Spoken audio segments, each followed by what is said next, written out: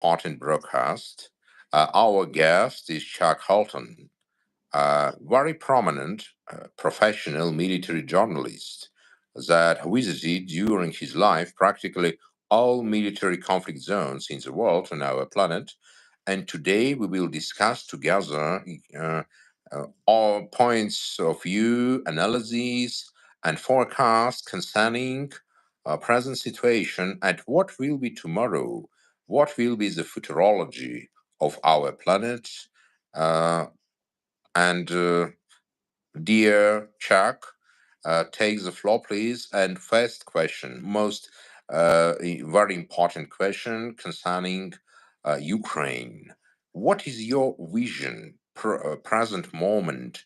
What will be before 20 of January? What necessary to wait, and what will be after 20 of January? I mean, after Donald Trump will be officially enters Washington D.C. as a president of United States.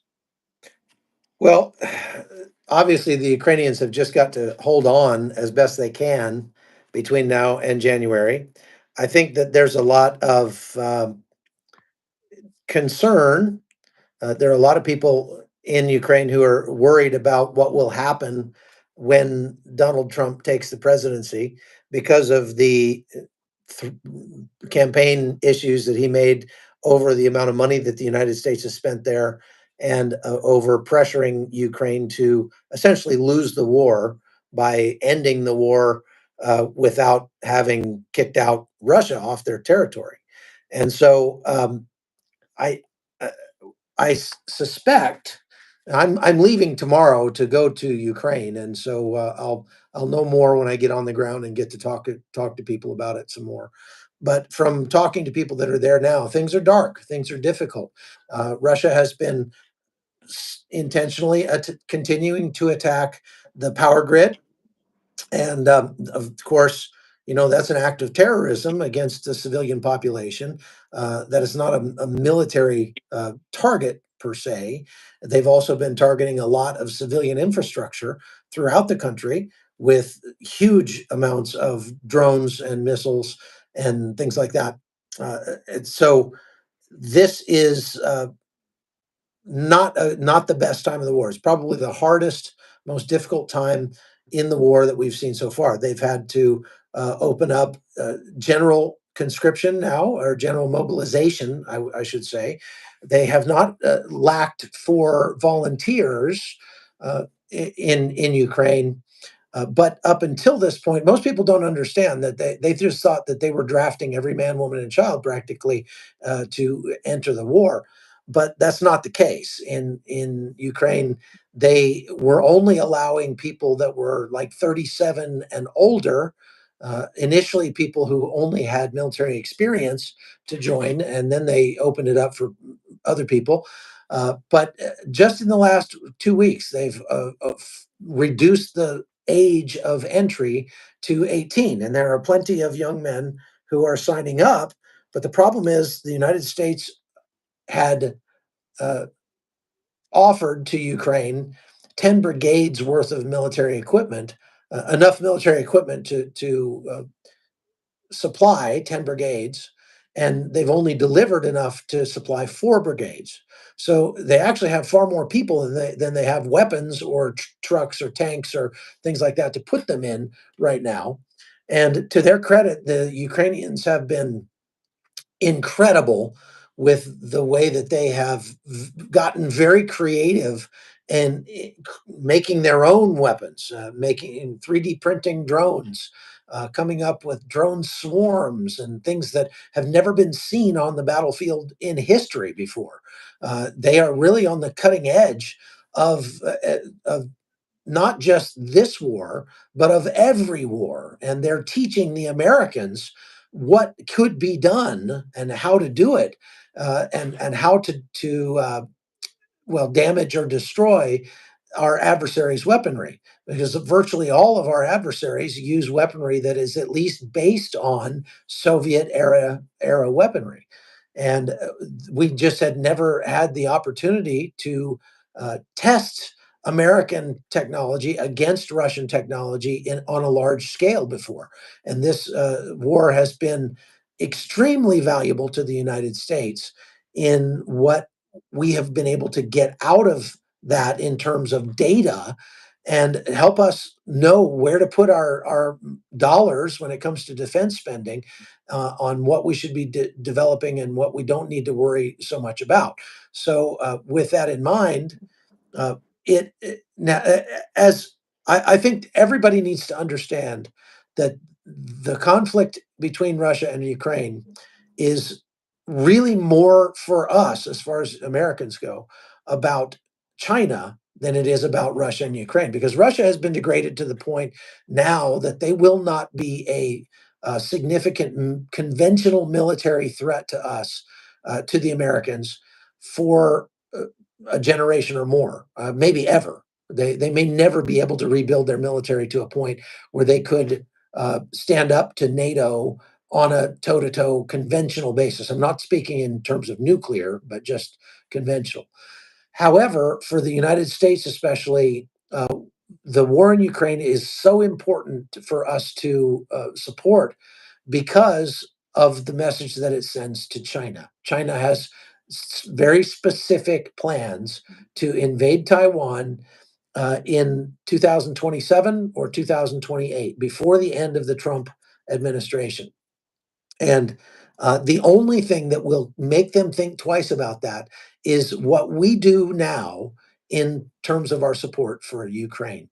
And so it's very important for people to understand that this, for America, is not about even Ukraine so much anymore, even though from a moral standpoint, it's the right thing to do to support Ukraine in this aggression that they've faced.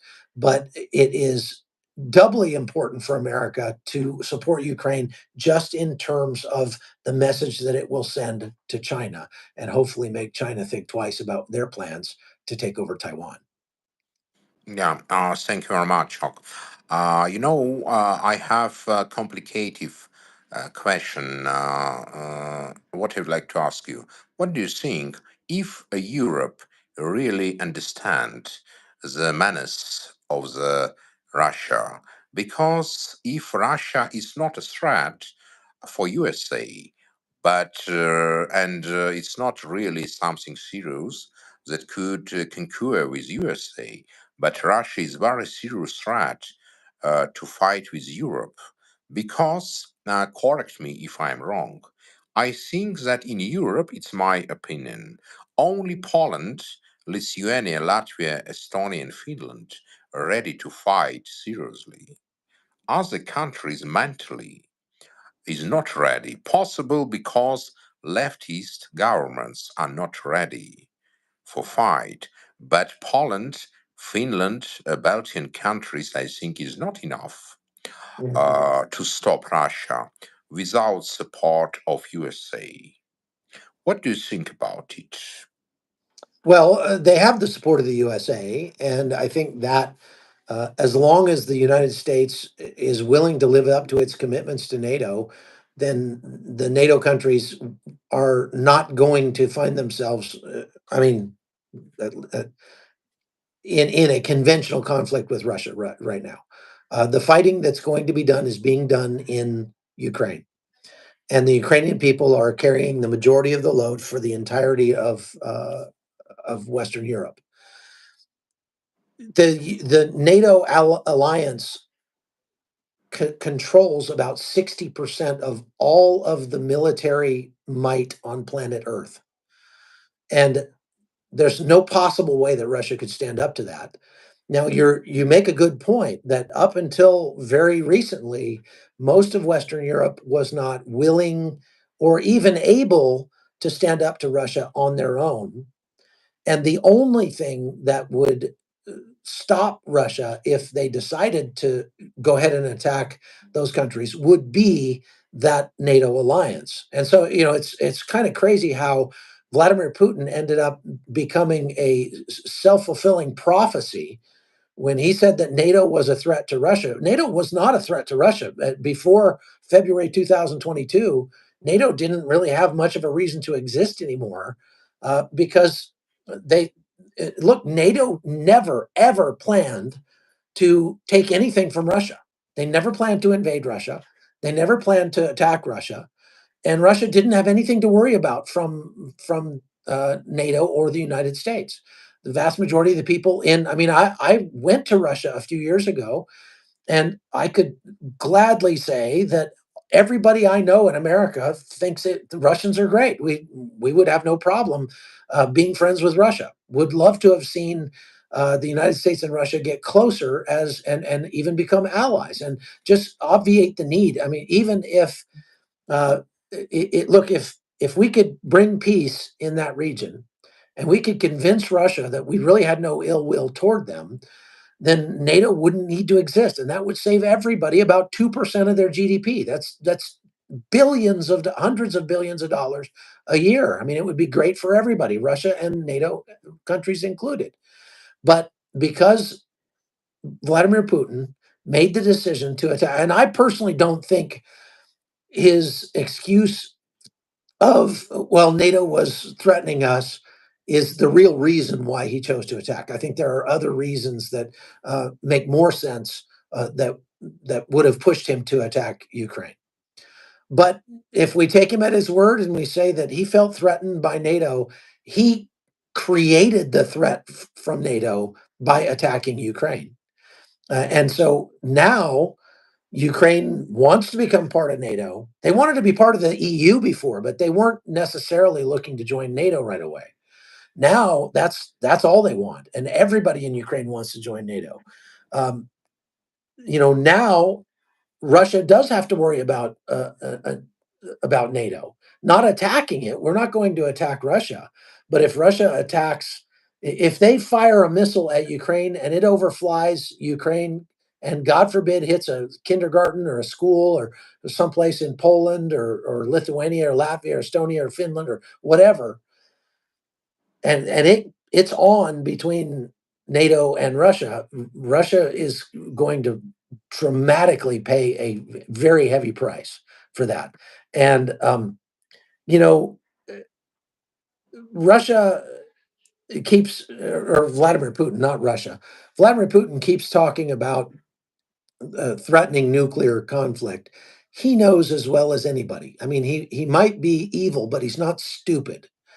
And he understands that the moment he pushes that button, as far as launching a nuclear weapon of any kind, tactical or strategic, that his country will cease to exist. We've already alerted him. That kicks off the end of times, right there, and Russia would be destroyed, and he knows that. And so, rule number one for a dictator is to stay in power. That's all he wants, is just to keep power. And so I don't think that his saber rattling in terms of using a nuclear weapon are legitimate. I don't think that it's something that is going to happen because he's not stupid. If it did happen, then this thing will end very, very quickly, and it will end with Russia being destroyed as a country.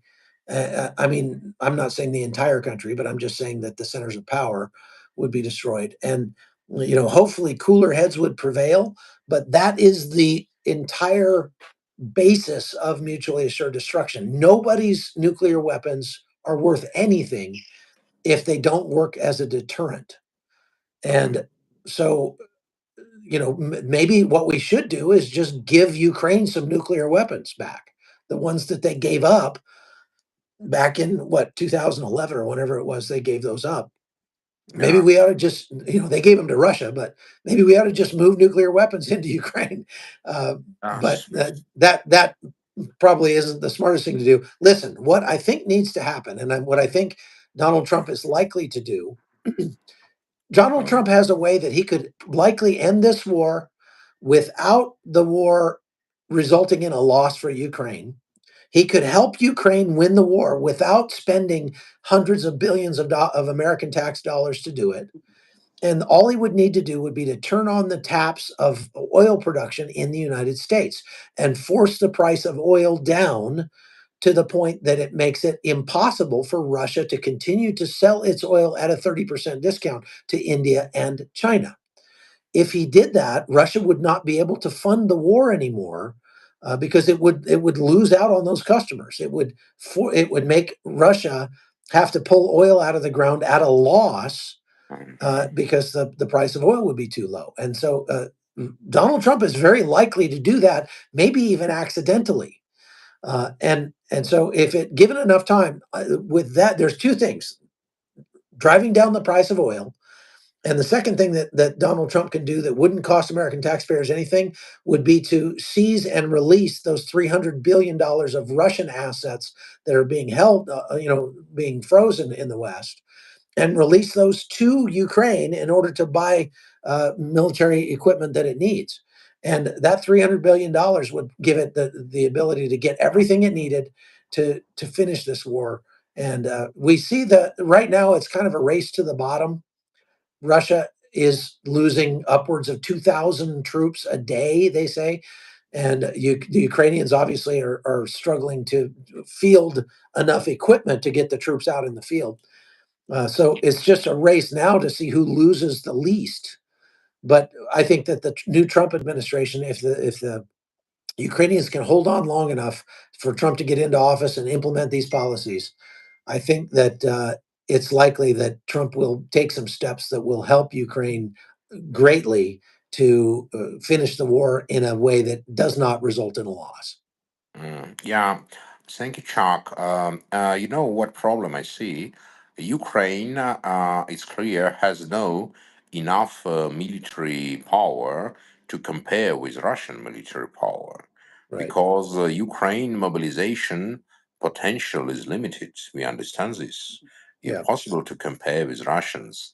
And I think that without support not only by different military equipment and missiles, but also Ukraine need a support of military units Mhm. because Ukraine it's a medium European country. It's not such big country as Russia. It's very serious problem Mhm. because and Belarus and North Korea and other countries assist Russians sending their soldiers and officers, but nobody assists Ukraine. It's a serious problem, I think. Also, Yeah. I completely agree with you because if President Donald Trump will increase taxes for China's goods from 20% to 60, the war will be stopped tomorrow. Mhm. If a SWIFT mechanism will be stopped for Russia, the war will be stopped tomorrow. We understand it. Not necessary use only missiles. You know what's the problem? I spoke recently with one of my friends, very prominent European general, and he told me, "Listen, you know, the problem is not in Russia. Problem is in Putin." You know Mhm. what I told him? You think it's a Putin rape children in Bucha and rape children in small towns and villages? It's not Putin, Right. my friend. I told him it's Russian soldiers. You know, when Germans invaded Ukraine during World War II, they not rape 1 year, 2 year girls and boys, Mhm. but Putin's army do it, Mhm. and everybody not react. It's a Yeah. big problem Yeah. because Yeah. Yeah. It really is. I mean, the Russian military is not disciplined. And an undisciplined military is very likely to commit those terrible acts of, rape and torture and extrajudicial killings and those sorts of things. I actually made an entire documentary about Russian atrocities in August of 2023, and I'm sorry, August of 2022. We made the documentary, and it won an award from President Zelensky. But so there is so much evidence that the troops that are being sent into Ukraine, especially now, are not professional soldiers. And this is a point that I want to make from my experience in spending 6 months already covering this war. Russia has more people, without a doubt, but they don't have more warriors. The Ukrainians have more warriors. A warrior is the guy who is going to fight no matter what. He's not going to stop. And if Russia actually succeeded at taking over all of Ukraine, Ukrainian territory, the war would not be over. it would never stop because the Ukrainians are a nation of warriors and they would keep fighting. And this would become an insurgency that would go on forever. And it would be a thorn in Russia's side until the point where Russia begged Ukrainians to take their country back. I really believe that. I mean, Yeah. I've spent time, like you mentioned at the beginning, in every major and many minor military conflicts over the last 20 years. I spent a tremendous amount of time in Afghanistan, in Iraq. I've been to Armenia. I've been covering the war in Burma. I've covered every war that's been out there, Syria, and you name it. Yeah. And I will tell you one thing: I've never, not even in the United States, have I met a nation of people like you have in Ukraine who are just a nation of warriors. And they're so brave, they're so courageous, and they're so intrepid. And they're even without the assistance that they need from the US. I mean, look, we should be helping them, and the West should be funneling them everything that they need as fast as we can get it to them so that they can, finish this fight. But even without it, they have been so creative at coming up with drones, and they come up with a $500 drone that will take out a $4 million tank, and they've negated so much of Russia's military might that Russia has. They were counting on the combat power of their armor and artillery to be able to win this war for them. And we found out within the first 2 weeks of the war that that wasn't going to be enough, because it wasn't at that time the Ukrainians didn't have all of the things that we've given them since in terms of military hardware and missile defense and things like that. But what they had was heart, and their heart was amazing to see. I was there for all of it, and I was just so impressed with that. So that gave me great hope, and it still does. Mhm. That even though Russia has 5 million men that it could conscript, Mm. it is very unlikely to do so. They're to the point now where Russia is having to pay $50,000 to get people to join the Russian military, to get Russians to join the military, and that's why it's so much cheaper for them to go get North Korean soldiers to do that. What Yeah. we should be doing is airdropping leaflets in Korean over Western Russia, that show pictures of the beautiful women in Western Europe, and say, if you give yourself up, you can come to Western Europe, and these nurses will take care of you. And I mean, these North Korean soldiers have no idea what the rest of the world looks like. This is an opportunity for Western Europe to not only, take those guys off the battlefield by talking them into giving up. You've probably seen, as I have, the very creative advertising that Ukraine has put up all over on billboards, especially in eastern and southern Ukraine.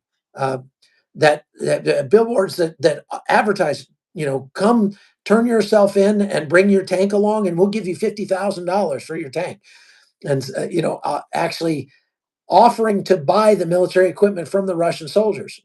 Mhm. And those sorts of very creative things will work doubly well, I think, on the Korean troops as they come in, because they've never seen anything like the rest of the world. And they think that the entire world is worse than North Korea. And what they're going to find is that it's so much better, they're never going to want to go home. And if North Korea got them back and brought back thousands of North Korean troops who have seen how good the rest of the world has it with things like indoor plumbing and electricity, they're going to go back to North Korea and they're going to want that stuff for themselves. And so it would likely destabilize the North Korean, uh, you know, government. And that's one reason why I believe North Korea never wants these troops back. They intend for all Yeah. of these troops to Yes. fight to Yes. the Yes. death. Yes. I think that will not come back because it's Right. destabilized completely. Right. You know why I'm skeptic concerning capability and capability of Western Europe to fight?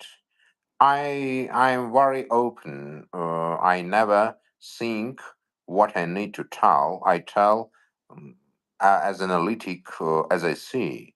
If Western European governments possess the migration of solidarity to kill European culture and Christianity, you think they will fight with Russians? Never. Never. Because Yeah. Western European governments kill Europe, organizing unnecessary, stupid migration of unprofessional uh, population from Africa and Asia that hate the Europe, and they invest money in this process, and they will not fight because the governments of Western Europe hate their countries because they possess it. It's my opinion. I don't know if you agree with it or no, but I think I see it and I comment what I see. What I would like to ask you, uh, the Turkey, the member of Northern Atlantic Treaty Organization, do everything to assist Russia to fight against Western world and remains a member of Northern Atlantic Treaty Organization. Now, Turkey organized war against dictator Assad. But who is soldiers that fight against Assad? They are rebels from IGIL and Al Qaeda. Present time, present minutes. They rape Christian women. They kill Christians. They kill all non-Muslims. They crush houses. Uh, about what is this? You're talking about the conflict in Syria. Well, Yes, yes, yes, yes, yeah, I yes. mean, everybody, I think, agrees pretty much that, at least in the West, that Bashar al-Assad is a monster. He's a Yeah, dictator. I He's agree. been terrible for his people. Sure, He's killed hundreds of thousands, if not millions of sure. people in the last 15 years in this civil Yeah, war. However, and so I don't think many people in the West would have been too upset to see him get overthrown. But yeah, this group that is trying to overthrow him is, if anything, much worse because yeah, they are the remnants of ISIS. They are Al Qaeda. It's like the United Nations of yeah, ISIS that's yeah, trying to take them over. And I just did a live on my channel a few minutes ago about how United States Air Force aircraft are currently fighting in Syria to kill Iranian-backed militiamen who are yeah, moving in to assist these. yeah, I'm sorry, the Assad government. They're yeah, moving to fight and okay, so we're trying to protect the Syrian Democratic Forces, the Kurdish people that are there. I've spent a lot of time in Syria, and we have 900 U.S. troops that are there right now in Deir ez-Zor, and so yes, we want to protect our troops and protect the SDF, but on top of that, the Syrian Democratic Forces are now pushing in to take land from Assad and try to gain some ground.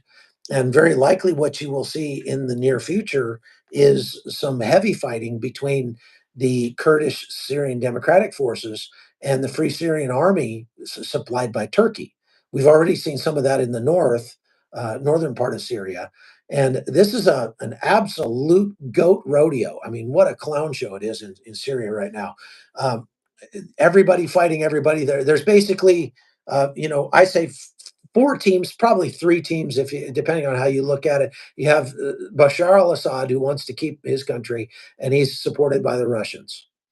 You have the remnants of Daesh, Al Qaeda, and they're supported by the Turks. Then you have the Syrian Democratic Forces, and they're supported by the Americans.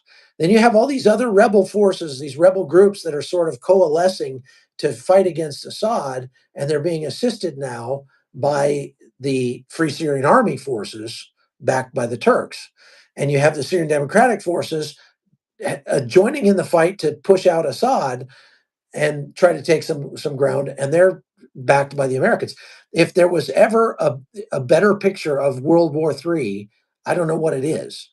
I mean, you've got American fighter aircraft that are killing Iraqi Hashishabi, Iranian-backed militiamen, while they support Kurds who don't have their own country yet, and pretty soon they're going to be fighting against people from Chechnya and, like you said, all over the globe that have come to help the Free Syrian Army, and they want to take over that land. I mean, it's an absolute clown show. And I don't think that it's going to get a whole lot better. What the real question is what this means for Israel and for Armenia, because there's this map that's going around on social media, Turkish social media specifically, going viral. That's a map of Turkey that includes Syria and northern Iraq and Armenia as part of Turkey. And they're calling this, like the I don't know, Pan-Turkic Alliance or whatever. And I mean, that's super concerning for Armenians. It should be concerning for Americans, definitely concerning for Israel. And so, I mean, it's just a huge mess. And Yeah. we'll have to see how it ends up. Yes, for Armenia, and now about South Caucasus. You know, Chuck, my Armenia of my ancestors, finished totally and was destroyed more than 100 years ago. My Hmm. ancestors is from Cilicia. My Yeah. ancestors live in prosperous European country as Hmm. Italy, as Spain, and Hmm. one day they were killed. And that's why my grandfather lived in Ukraine and my mother born in Ukraine, because my country, Cilicia, were destroyed and Hmm. nobody assist us. And Right. now And same what with is Crimea and all the Armenians that were there and yeah, everywhere else. yeah. Majority of territory of Turkey is Armenia, where Mhm. Armenia were killed, totally killed, Islamized, and now Armenians in Western Armenian Cilicia afraid to tell that they're Armenians. They're afraid. They also afraid Islamized Armenians when they go to Germany or Holland. They also afraid there tell that they have Armenian roots. Mhm. It's a reality, and such country is a ally, one of the most important ally of North Atlantic Treaty Organization. I think such Western civilization, it's a real profanation and imitation. When Turkey is a bulwark of Western world, I think it's something phantasmagoric, but So, it's a so what do you reality. mean by that? I mean, for the Western world, what do you mean? I mean our civilization, Hmm. civilization of Europeans, civilization of Hmm. Christians, civilization that create everything from the chair, table, MRI Right. mechanism, car. Because I think it's our civilization created only that everybody use. It's only one civilization. That's why Hmm. when I speak civilization, I speak about European civilization Yeah. and the colonies of Europe. I don't know other civilization. It's only one, Sure. based in the culturology. And Turkey, criminal country that continue its criminal cases to its ally of such of present European civilization. It's a tragedy. And Turkey every day threaten Armenia and a colony of Turkey, Azerbaijan, created by Joseph Stalin 100 years Hmm. ago from Yeah. nothing, from zero. Right. Uh, it's kind of a country of Tolkien that was created from nothing. Hmm. Also threaten Armenia, Yeah. situated on Armenian lands, annihilating, organizing ethnic cleanings, destroying monuments that nowhere exist in the world because it's 1,000, 1,500 year monuments. Everything is happened, and everybody is closed mouth. Nobody Right. do real things. Yeah. What is the way for Armenia? What do you think? To die, or Western countries will secure Armenia? What do you think? Armenia is in a very tough spot because I always say that Armenia is a beautiful house in a bad neighborhood. And being the only Christian country, or the world's first Christian country, and surrounded by Muslims who are either enemies or other countries who are like Georgia, have their own problems and are basically ambivalent. I think what you're seeing is, especially like what you're seeing in Georgia right now, um, needs to happen more in Armenia. Armenians still have many Armenians, especially older Armenians, still have a soft spot in their heart for Russia. Russia was their big brother, basically, after the Soviet Union fell, and they still speak Russian. They still watch Russian television. They still have very tight, deep connections with Russia. And of course, there are 300,000 Russians who fled to Armenia after the war started in Ukraine. And but as Armenia has been leaning more toward the West and wanting to be considered a European country and not a Asian country, uh, that has caused a lot of friction. And it's been very, very difficult. It's going to be a tough transition. There are U.S. troops in Armenia every week right now, training the Armenian soldiers on how to convert their military from a post-Soviet military to a Western-style military. And there are some very big benefits to them for that. They're seeing the writing on the wall that Russia as a country is going to collapse eventually. Their birth rate is so low in Russia that I mean, even without losing 300,000 troops in the war in Ukraine, their country was in terminal demographic decline already, and it's only going to be worse now because of the losses of the war. So Armenia needs to disentangle itself from Russia. And if it wants to be thought of more as a civilized European country, they need to move more that direction. The young people in Armenia get that and want to do so by and large. The people who grew up under the Soviet rule remember when things weren't as chaotic. They, the living standards might not have been as great under Soviet rule, but at least everybody had a job and all the factories were running and things like that. So it felt better, safer to them. This is a brave new world that they're in now. And you go to Armenia, and all the Soviet factories are still sitting there empty. And now they have to sort of make their own way without that big brother to look over them. And of course, the United States is torn, and Western Europe is torn over the status of Armenia because they need the oil and the energy that comes out of Azerbaijan if they're going to stop getting oil from Russia. And yet, and Armenia doesn't have any, natural resources to offer them in terms of oil or energy or anything like that.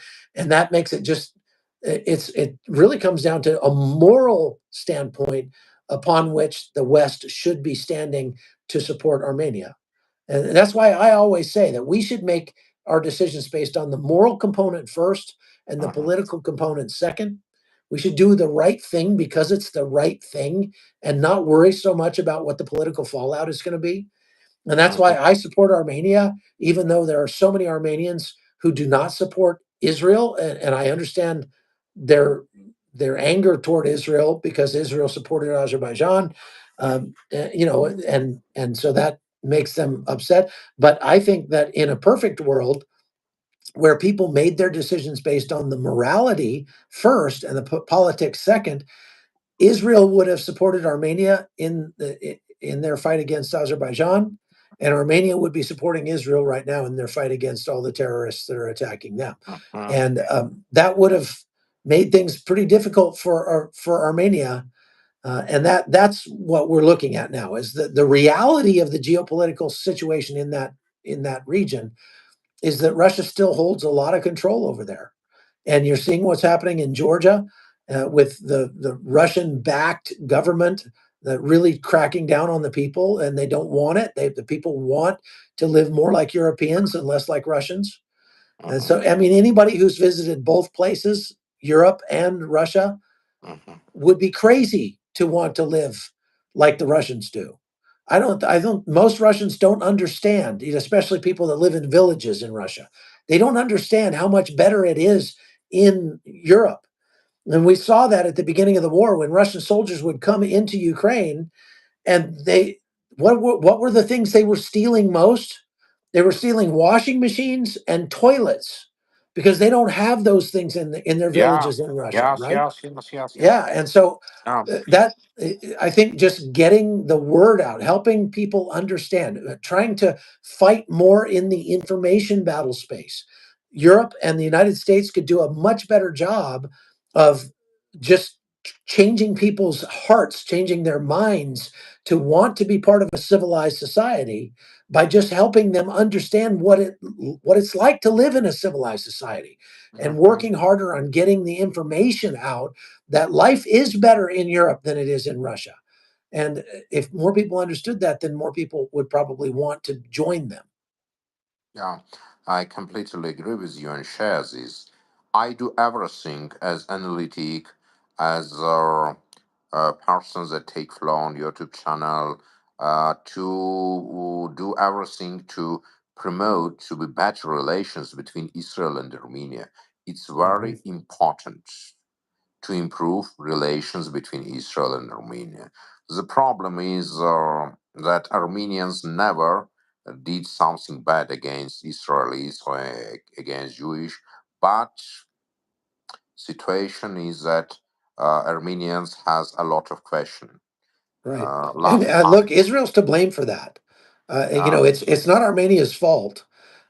Armenia would do well to just forgive and to say, from a moral standpoint, what happened to Israel on October 7th, 2023 was wrong, was terrorism, was horrific, and we don't yeah, support that.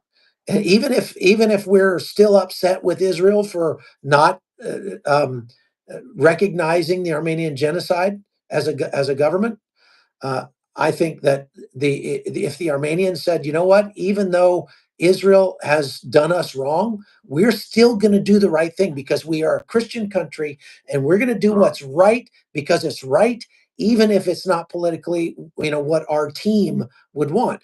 And yeah, I think doing that might actually change some minds in the government in Israel and help yeah, Israel to see, because I've spent like 5 months this year in Israel.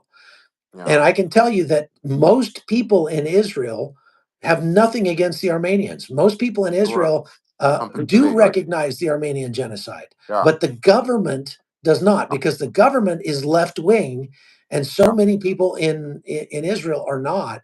I think that yeah, there's an opportunity there for Armenians and Israelis to come together and force their yeah, governments to do the yeah, right thing. But when Armenia goes and for political reasons yeah, recognizes the nation of Palestine, which doesn't exist, that only hurts their cause. That does not yeah, help Armenia at all.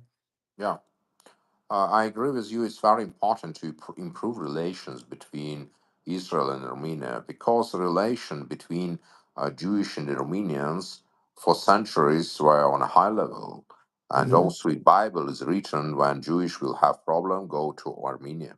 Yep. So in Torah, Yep. that's why it's very important. And I do everything to push this process, and will do it. Sure, it's Hmm. very important for both nations, not only for Yes. Armenians. Yes. I remember the times when Armenians fight against Russians, Turks, Mojahedeens, Chechens, and others. It was at 1990 when Soviet Union organized big deportations against Armenians. Yeah. Problem of Armenia that 1999 Russians practically killed the whole leadership of Armenia, Mhm. occupied Armenia, and it was the first terror act of Putin that influenced everything.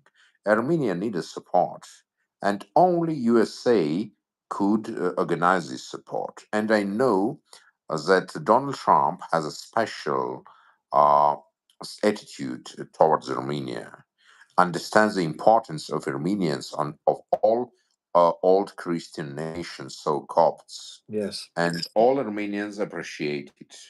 Really, I believe to Donald Trump, and I'm sure that Donald Trump will do a lot to I think secure. that he probably won the election, at least the popular vote, Yeah, specifically because of his support for Armenia, because there are 2 million Armenians in the United States. And yeah, they're such a homogenous the yeah, unit, that if any politician comes out and yeah, vocally supports Armenia, he's going to get their yeah, vote. It doesn't matter what Yeah, yeah, party he's from, he's going to get their vote. And yeah, yeah. I was telling them that in the last election where he lost. I was telling my friends in the Trump administration, tell Donald Trump to come out and support Armenia. And he didn't do it back then. But this time he did, and I Oh. really think it made a difference. I am not citizen of Armenia, and I have no right to give some advices to citizens of Armenia. But Mhm. it will be my dream because majority of my ancestors are Armenians. It's Mhm. my dream that Armenia will be became the second country for USA after the Israel that will be strong related to USA and to assist USA in the region, and will at the USA will organize as security of Armenia. Right. It's Even very the thing that makes Armenia so difficult is its location. That's oh, actually the best thing about it for America. If America were to make Armenia the second most highly funded and supported country after Israel, it would. That's a perfect place for the United States. It's a very, very strategic location, and I just think that there are so few people in the Pentagon or in the US government who actually understand Armenia. And if no. they did, if we could educate American politicians about how important Armenia is because of its location, I think that we could do that. I completely agree with you. You visit Armenia, you understand Armenia, Chuck, you feel Armenia. You see, when we speak about European countries, really, when I visit Armenia, I understand that Armenia is the last European country It is. because only European is safe in Armenia. Yep. Only in Armenia, the young girls could at night go Mhm. through the capital. Nothing will be happened with That's right. them. There's Only no in place Armenia. in the entire country where I would not gladly send my wife out at 11 o'clock at night by herself. No place. That's the only country on planet Earth I've ever been to where there is literally no place in that country that is not safe. And the people are absolutely wonderful. I'm, Oh, of course, maybe a little biased now because I'm a papik. I have an Armenian granddaughter.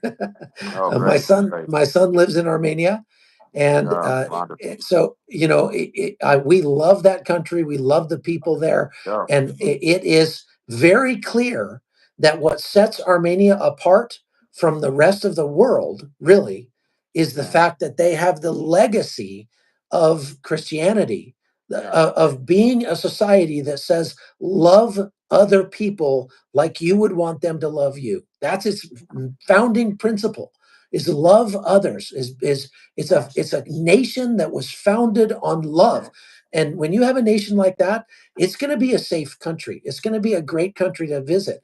And if only they could defend their borders, if only they weren't surrounded by angry Muslims who wanted to see them destroyed, it would be it would be up there with Venice and Paris and places like that on the world stage as far as places to go for vacation. I still think people should vacation there. That's why we bring tours to Armenia every year.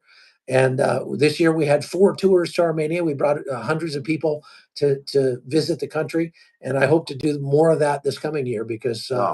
I just love Armenia with all my heart. It's something fantastic. I visited practically the most countries of the world Hmm. during my life. I am 49 years old. And really, I tell this not because I'm Armenian. All Armenian districts in the world are safest Yes. place.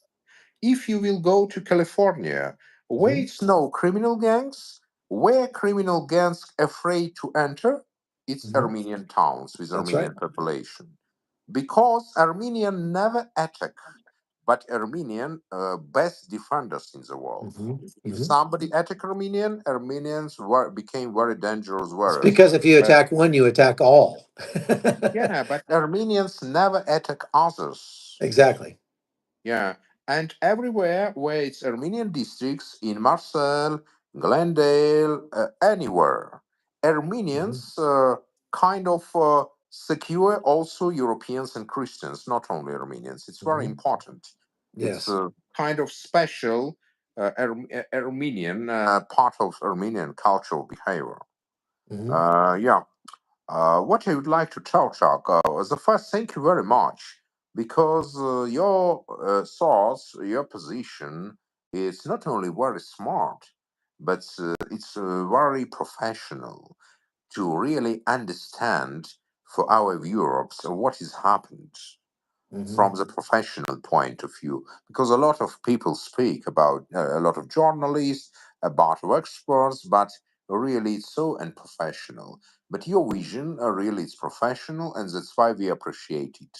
And a lot of commentaries that I read during our broadcast, yes, about it, about your yes professional opinion concerning what's happened. Thank you very much. I would like only ask you that next time we will speak about other regions. We will return back to Ukraine, to other vital conflict zones, so dangerous points of geopolitics. And yeah, I think everybody, all our viewers, will be wait our next broadcast. That'd be And I look, fantastic. I'm happy to do it. It's an yeah, honor and a pleasure to speak with you, sir. oh, yeah. Thank you very much. Mhm. Thank you very much, and see you. Okay. Okay, Goodbye. okay. Goodbye. Thank you.